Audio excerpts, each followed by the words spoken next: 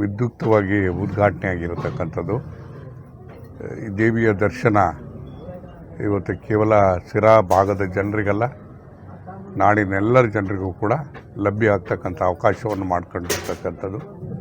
ಮತ್ತು ದೇವಸ್ಥಾನ ಕಟ್ಟೋದಕ್ಕೆ ಶ್ರಮಿಸಿದಂಥ ಎಲ್ಲರೂ ಕೂಡ, ಅದರಲ್ಲಿ ವಿಶೇಷವಾಗಿ ನಾವು ನೆನೆಸಲೇಬೇಕಾಗಿರ್ತಕ್ಕಂಥದ್ದು ಅಂದರೆ ಎಸ್ ಎನ್ ಕೃಷ್ಣಯ್ಯನವರು.